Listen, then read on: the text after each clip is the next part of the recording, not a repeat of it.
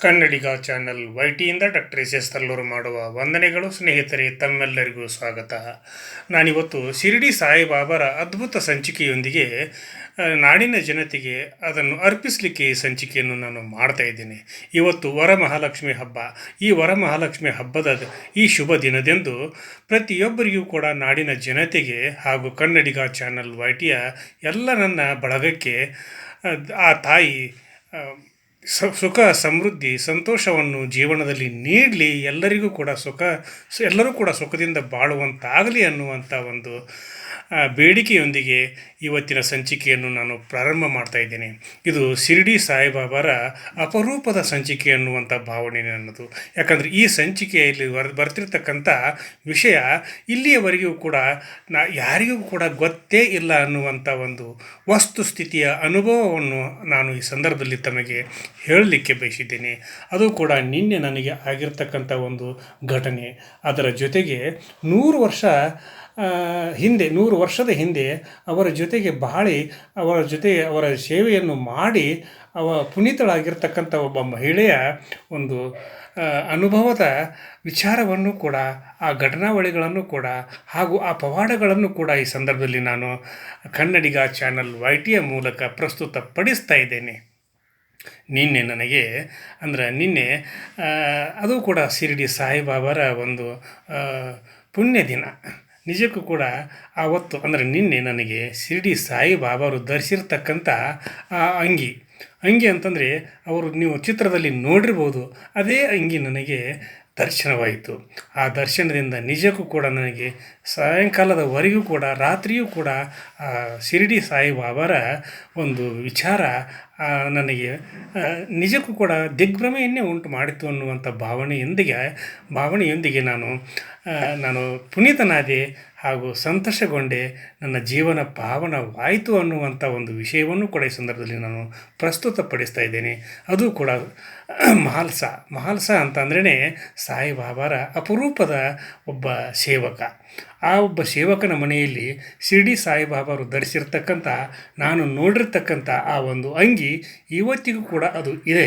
ಅದನ್ನು ನೀವು ಶಿರಡಿ ಸಾಯಿಬಾಬಾರಿಗೆ ದರ್ಶನಕ್ಕೆ ಹೋದಾಗ ನೀವು ಮಹಾಲ್ಸ ಅವರ ಮನೆಗೆ ಹೋಗಿ ಅಲ್ಲಿ ನೀವು ಅವರ ಅಂಗಿಯನ್ನು ಕೂಡ ನೋಡ್ಬೋದು, ಪುನೀತರಾಗಬಹುದು, ನಿಮ್ಮ ಜೀವನವನ್ನು ಪಾವನಗೊಳಿಸಬಹುದು ಅನ್ನುವಂಥ ವಿಷಯವನ್ನು ಕೂಡ ಈ ಸಂದರ್ಭದಲ್ಲಿ ನಾನು ಕನ್ನಡಿಗ ಚಾನಲ್ ವೈಟಿಯ ಎಲ್ಲ ವೀಕ್ಷಕರಿಗೆ ತಲುಪಿಸಲಿಕ್ಕೆ ಬಯಸ್ತೀನಿ. ಜೊತೆಗೆ ಈಗ ನಾನು ಹೇಳ್ತಿರ್ತಕ್ಕಂಥದ್ದು 100 ವರ್ಷಗಳ ಹಿಂದೆ ಸಾಯಿಬಾಬಾರ ಜೊತೆಗೆ ಸಾಯಿಬಾಬಾರಿಗೆ ರೊಟ್ಟಿಯನ್ನು ಕೊಟ್ಟಿರ್ತಕ್ಕಂಥ ಒಬ್ಬ ಮಹಿಳೆಯ ಹಾಗೂ ಅವಳ ಜೀವನದಲ್ಲಿ ಒದಗಿ ಬಂದಿರತಕ್ಕಂಥ ಹಲವಾರು ಘಟನಾವಳಿಗಳನ್ನು ಹಾಗೂ ಆ ಘಟನಾವಳಿಗಳಿಂದ ಆ ತಾಯಿಯನ್ನು ಸಾಯಿಬಾಬಾರು ಪಾರು ಮಾಡಿರ್ತಕ್ಕಂಥ ವಿಷಯವನ್ನು ಕೂಡ ಈ ಸಂದರ್ಭದಲ್ಲಿ ನಾನು ಪ್ರಸ್ತುತಪಡಿಸ್ತಾ ಇದ್ದೇನೆ. ಅದು ಕೂಡ ಮಹಾರಾಷ್ಟ್ರದ ಶಿರಡಿಯಿಂದ ಸುಮಾರು 5 ಕಿಲೋಮೀಟರ್ ಅಂತರದಲ್ಲಿ ಇರತಕ್ಕಂಥ ಅದು ಒಂದು ಊರು.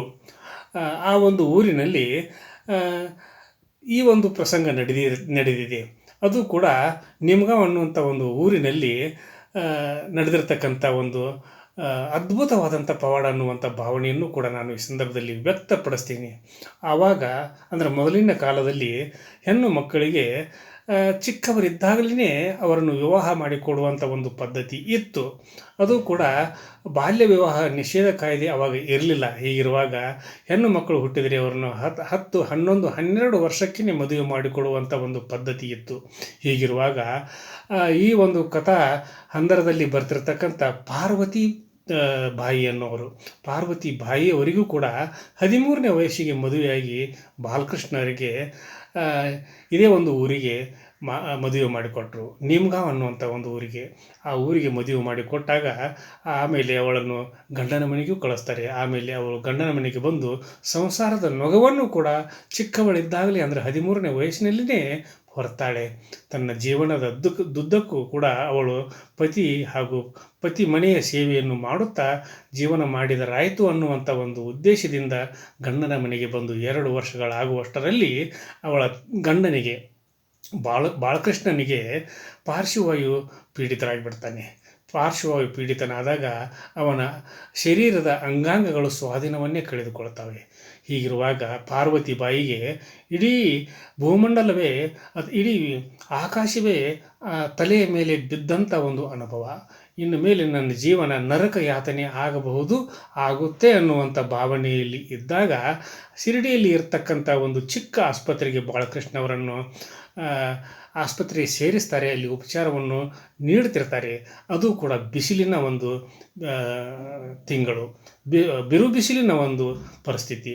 ಆ ಒಂದು ಬೇಸಿಗೆ ಕಾಲದಲ್ಲಿ ಪ್ರತಿದಿನ ತನ್ನ ಮನೆಯಿಂದ ನೇಮಗಾಂವದಿಂದ ಶಿರಡಿಯಲ್ಲಿರ್ತಕ್ಕಂಥ ಆಸ್ಪತ್ರೆಗೆ ಊಟವನ್ನು ತೆಗೆದುಕೊಂಡು ಹೋಗುವಂಥ ಒಂದು ವಿಚಾರವನ್ನು ಮಾಡಿ ಪ್ರತಿನಿತ್ಯ ತನ್ನ ಊರಿಗೆ ಬಂದು ಗಂಡನಿಗೆ ಊಟವನ್ನು ತೆಗೆದುಕೊಂಡು ಆಸ್ಪತ್ರೆಗೆ ಹೋಗ್ತಾ ಇದ್ಲು. ಹೀಗೆ ಇರುವಾಗ ಒಂದು ದಿವಸ ಅವಳಿಗೆ ಸಿಕ್ಕಾಪಟ್ಟಿ ಬಿಸಿಲಿನ ಒಂದು ತಾಪದಿಂದ ತಡೆದುಕೊಳ್ಳಲಿಕ್ಕೆ ಆಗಲಿಲ್ಲ.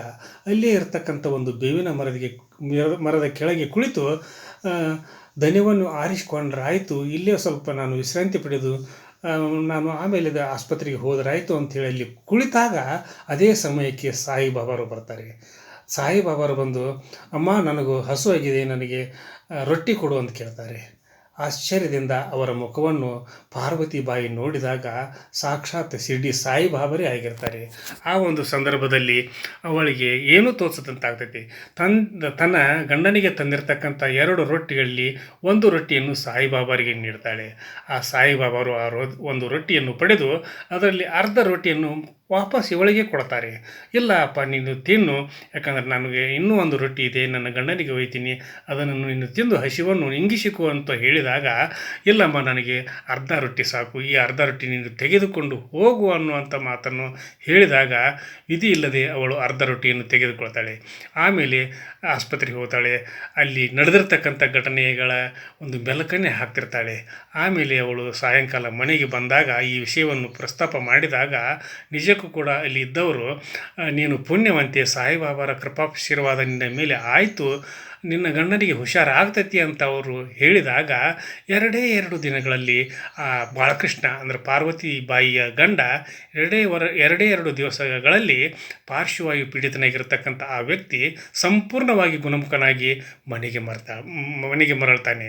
ಹಾಗೂ ಆವಾಗಿನಿಂದ ಇವತ್ತಿನವರೆಗೂ ಕೂಡ ಆ ಮನೆತನದ ಎಲ್ಲರೂ ಕೂಡ ಶಿರಡಿಯಲ್ಲಿ ಸಾಯಿಬಾಬಾರ ಮಂದಿರದಲ್ಲಿ ಸಾಯಿಬಾಬಾರ ಒಂದು ಸೇವೆಯನ್ನು ಮಾಡ್ತಿರ್ತಕ್ಕಂಥದ್ದನ್ನು ಕೂಡ ನಾವು ನೋಡಬಹುದು. ಜೊತೆಗೆ ಅಲ್ಲಿ ಶಿರಡಿ ಸಾಯಿಬಾಬಾರ ದರ್ಶನವನ್ನು ಪಡೀಲಿಕ್ಕೆ ಹೋಗ್ತಿರ್ತಕ್ಕಂಥ ಪ್ರತಿಯೊಬ್ಬ ಭಕ್ತರು ಕೂಡ ನೇಮಗಾಂವಿಗೆ ಹೋಗ್ತಾರೆ, ಪಾರ್ವತಿ ಬಾಯಿಗೆ ಭೇಟಿಯಾಗ್ತಾರೆ, ಅವಳ ಫೋಟೋಗಳ ಜೊತೆಗೆ ಫೋಟೋ ತೆಗೆಸ್ಕೋತಾರೆ, ಅವಳ ಆಶೀರ್ವಾದವನ್ನು ಪಡಿತಾರೆ. ಸಾಯಿಬಾಬಾರ ಆಶೀರ್ವಾದ, ಕೃಪಾ ಕಟಾಕ್ಷ ಹೀಗೆ ಇರುವಾಗ ಯಾರಿಗೆ ತಾನೇ ಸಂತಸ ಉಂಟಾಗೋದಿಲ್ಲ ಹೇಳಿ? ಇಂಥ ಒಂದು ಪರಿಸ್ಥಿತಿ ಪಾರ್ವತಿ ಬಾಯಿಗೆ ಆಗಿತ್ತು. ಅವಳು ಹಣ್ಣು ಮುದುಕಿಯಾಗಿ 2010 ನವೆಂಬರ್ 17ರಂದು ನಮ್ಮ ಇಹಲೋಕವನ್ನು ತ್ಯಜಿಸಿ ಸಾಯಿಬಾಬಾರಲ್ಲಿ ಅವಳು ಲೀನನಾಗಿ ಅವಳ ಒಂದು ಮಾಡಿರ್ತಕ್ಕಂಥ ಒಂದು ಈ ಘಟನೆ ನಿಜಕ್ಕೂ ಕೂಡ ರೋಮಾಂಚನಗೊಳಿಸುವಂಥ ಘಟನೆ. ಸಾಯಿಬಾಬಾರ ಕರುಣೆ ಎಲ್ಲರಿಗೂ ಇರಲಿ, ನಾಡಿನ ಜನತೆಯ ಎಲ್ಲರಿಗೂ ಕೂಡ ಇರಲಿ, ಅವರ ಆಶೀರ್ವಾದದ ಶುಭ ಫಲ ನಿಮಗೆಲ್ಲರಿಗೂ ಸಿಗಲಿ. ಇವತ್ತು ಈ ಸಂಚಿಕೆಯನ್ನು ಮಾಡಲಿಕ್ಕೆ ಉದ್ದೇಶವೇನಂತಂದರೆ, ನಿಜಕ್ಕೂ ಕೂಡ ನನಗೆ ನಿನ್ನೆ ಸಾಯಿಬಾಬಾರ ಒಂದು ನಿಲುವಂಗಿಯನ್ನು ನೋಡಿದಾಗ ಈ ಒಂದು ಪ್ರಸಂಗ ನನಗೆ ನೆನಪಾಯಿತು. ಅದಕ್ಕಾಗಿ ನಿಮ್ಮೆಲ್ಲರಿಗೂ ಕೂಡ ಈ ಸಂಚಿಕೆಯನ್ನು ಅರ್ಪಿಸ್ತಾ ಇದ್ದೇನೆ. ಈ ಸಂಚಿಕೆಯಲ್ಲಿ ಬರ್ತಿರ್ತಕ್ಕಂಥ ಪ್ರತಿಯೊಂದು ಸಂಚಿಕೆಗಳು ನನ್ನ ಕನ್ನಡಿಗ ಚಾನಲ್ YTಯಲ್ಲಿ ಸತ್ಯವಾಗಿದ್ದಂಥ ಸಂಚಿಕೆಗಳೇ. ಆದ್ದರಿಂದ ನೀವೆಲ್ಲರೂ ಕೂಡ ಸಬ್ಸ್ಕ್ರೈಬ್ ಮಾಡಿರಿ, ಲೈಕ್ ಮಾಡಿರಿ, ಕಮೆಂಟನ್ನು ನನ್ನ ಜೊತೆಗೆ ಹಂಚಿಕೊಂಡು ಈ ಸಂಚಿಕೆಯನ್ನು ನಾಡಿನಾದ್ಯಂತ ಪ್ರತಿ ಮನೆಗೂ ಸಾಯಿಬಾಬಾರ ಒಂದು ಕೃಪಾ ಕಟಾಕ್ಷವನ್ನು ನಿಮ್ಮೆಲ್ಲರಿಗೆ ಆಗುವಂತೆ ನೀವು ನೋಡಿಕೊಳ್ಳ್ರಿ, ತಲುಪಿಸ್ರಿ ಅನ್ನುವಂಥ ಸಂದೇಶದೊಂದಿಗೆ ಇವತ್ತಿನ ಸಂಚಿಕೆಯನ್ನು ಇಲ್ಲಿಗೆ ಮುಗಿಸಿ ನಾಳಿನ ಸಂಚಿಕೆಯೊಂದಿಗೆ ತಮ್ಮ ಜೊತೆಗೆ ಹಾಜರಾಗ್ತೀನಿ. ಅಲ್ಲಿವರೆಗೂ ನನ್ನ ನಮಸ್ಕಾರ.